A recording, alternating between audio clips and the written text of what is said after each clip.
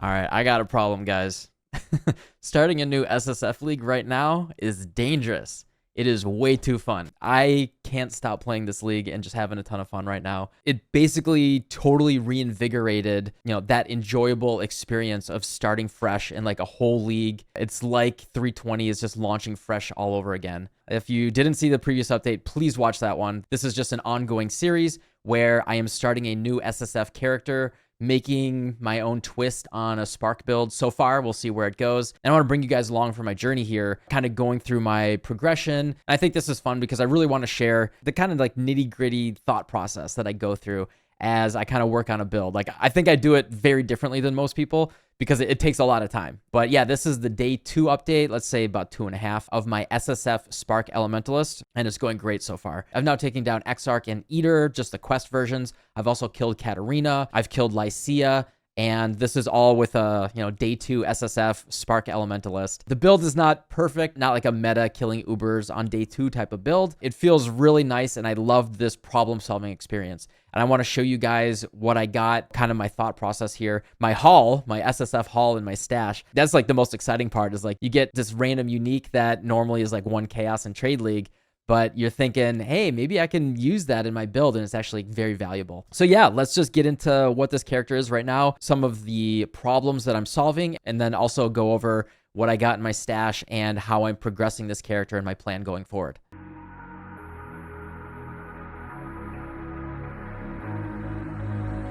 All right, so here she is. I'm a Spark Elementalist, and as you can see, I'm using the different MTX. Yesterday, I was using the red MTX, which it looks cool, and I think it looks really cool with the red and the purple. Unfortunately, the visibility when you're bossing is atrocious, and I took a lot of hits in the encounters that I didn't have to because I just couldn't see anything. So unfortunately, yeah, this MTX, the Void MTX, is really pay to win for Spark. If you were watching Gauntlet, anyone that was using Spark is using this MTX, so you can actually see what's going on. The way that I had the build set up, I was able to get to T14 maps on day 1 with just 0 garbage SSF gear. And actually my gear's barely changed, and we'll go over that in a second.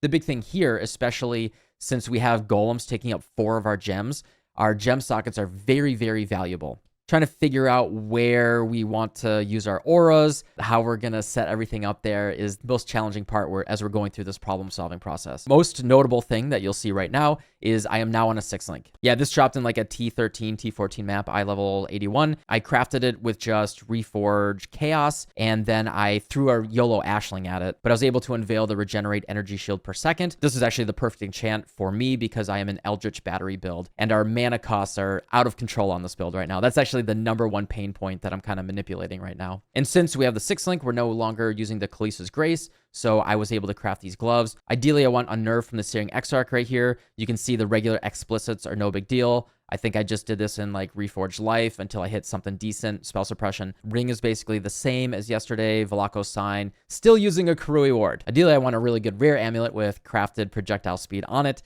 but this is what I got for now. It's good enough. I only have freedom of movement right now. I used to have a phasing flask. I'm using a lot of green gems, as you can see, so dexterity is really important. Boots are the same. Scepters are the same. They're the same bad scepters from day 1. These are absolute, like, eye level 50. I got really bad weapons. So number 1 thing that I would love here is a Singularity. It's got great flat lightning damage, cast speed, reduced mana cost of skills, which is really important. And then nearby enemies are hindered, which slows them down, as well as it gives you a 130% increased damage between the implicit and the explicit. That's just incredibly good. It's not the rarest thing. I've actually done a little bit of Chance and Scour on Platinum Scepters as well. Unfortunately, I haven't got lucky there, but this is the only unique Platinum Scepter, so if I end up with a bunch of Scours, maybe that's a consideration. Also, I'm going for the upgraded Hall of Offerings, so I can put in a unique scepter, and maybe I can get it that way. There's not that many unique scepters, so it's worth a shot.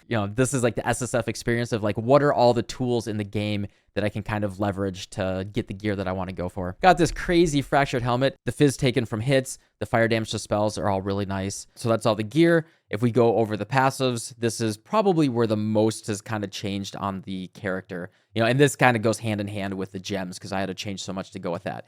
The notable thing, as you'll see here, is we are using Eldritch Battery. Eldritch Battery allows us to just spend our energy shield instead of mana. Previously, I was running Clarity. I had to go for a lot of minus mana cost. As you can see, I can kind of keep up a little bit. It's not the best, but when I'm regenerating next to a rare or unique enemy, you can imagine that I can keep up my mana cost with my energy shield pretty well. This also allows me to run later on when I get all the gems sorted out. Divine Blessing with Inspiration linked to an additional aura. Those 3 gems together will get the mana cost below 100%, and then you can use Divine Blessing for basically a free aura that will last about 15 seconds or so if you have increased duration. That's an additional button that you have to press. I can use that for adding on an additional damage aura when I'm bossing. However, that is a 3-gem socket setup, which, as I said before, we have so much utility here that is kind of like the pain point. So yeah, went over to Eldritch Battery. I also went into Whispers of Doom, and then I have Influence as well. You'll notice that I no longer have Spiritual Aid, and I even went out of Mental Rapidity because this was kind of like low return on investment in terms of 18% cast speed's good, but the value for this point is also inherent in the mana regen. Kind of the downside of using Eldritch Battery is I can't easily proc Arcane Surge because I'm not spending mana. I can't use Inspiration Charges, so I can't use that in my 6th link, which would have been really good for the reduced mana cost. Any investment into mana regen or anything is basically a waste. We have to rethink and reconfigure the way that this all works. I'm using Whispers of Doom here. We are doing Elemental Weakness and Conductivity. That's the passive tree right now. Now, in terms of the gems, in my helmet, I have my 4 golems. In here, I actually have the craft for trigger socketed spell. Because it costs so much mana, I actually have it linked to Life Tap. And this is Tornado with Culling Strike. So Tornado gets launched periodically. And actually, the longer cooldown for 8 seconds is pretty nice because we get basically the full uptime of Tornado. And then it'll automatically trigger again once it expires. It's actually lines up really, really nicely. So we have Tornado with Life Tap and Culling Strike, Flesh and Stone, Defiance Banner, Elemental Weakness, Leap Slam, Haste, Determination, Faster Attacks with the Leap Slam, Molten Shell on my left click, Frostblink, Conductivity, and Blood Rage. As you can see in my inventory, I have a lot of gems. The problem solving of trying to make this build feel really good has been pretty interesting. Yesterday in that update is I had gone, I tried to keep my life up as high as I could, but the main thing was just how good can I make the build feel, ignoring when I die. That is a valuable tool for the build creation process. Now, at the end, I want the build to be, relatively resilient. I don't want it to fall over and die constantly. I am not a Cast on Death on Portal enjoyer. That's not my style of playing the game.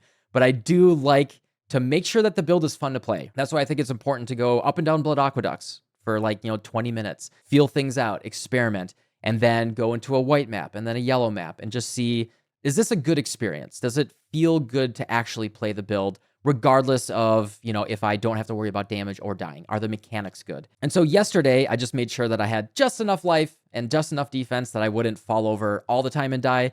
And so I could kind of push it. And I was actually able to, with this trash on my character, I was able to get to T16 maps and actually I killed Eater and Exarch with, basically hot garbage on my character, which is, really good foundation. But now, as I'm doing rolled up T16 maps, delirious maps, I am dying a lot, right? And I'm running into issues and I'm trying to problem solve and figure that out. And yeah, I really like to experiment. I'll run a map and sometimes the map will kill me 3 or 4 times. And I sit there and I problem solve okay, was shock what killed me? Was I too slowed down from too much chill and I had bad mobility? Was it attacks? Was it fire damage? What killed me, right? I actually use that death, as long as I can figure out what killed me, to refine my build and figure that out. What I've got to right now, I'm pretty happy with. It feels incredible in T14 maps. It's that's the sweet spot right now. I can do T16 maps just fine, but there's definitely situations that I still run into that, get me killed once in a while. The big thing that I've been going back and forth on is I wanted to get my physical damage reduction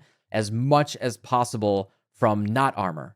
Because that would, especially if I could not run Determination, that would really open up a lot of design space in the build. Unfortunately, that's just not gonna happen. The state of the game today is, unless you have crazy Fizz taken as, and I do want to get as much as I can, right? I have a little bit on my helmet here. Unless you have a ton of Fizz taken as, a ton of flat physical damage reduction. I have some for my Chaos Golem. I think I have about 17 for my Chaos Golem. You can get 5% here for recent hits. You can additional 8% here for nearby enemies. I do want to get the crafted Fizz taken as fire on helmet. I haven't unveiled that yet. You can stack that as much as possible, But really, armor as like a secondary physical damage reduction layer is incredibly powerful, especially if you can kind of do that flat reduction before it hits the armor. But the way that armor works is it is more effective against smaller to medium hits. The bigger the hit is, the less percentage-wise that armor will do. For like fake number example, if you have 1,000 armor against a 1,000 damage hit, you'll mitigate like 50% of that. But if you have 1,000 armor against a 10,000 hit, you'll mitigate like 3%. There's a steep drop off. But if we have flat physical mitigation that can mitigate that damage before it hits the armor, then the armor obviously becomes more effective because those are smaller hits that are going against it. Other defensive layers, you can see I have a little bit of evasion. I have 44% evasion with my flask up, which is okay.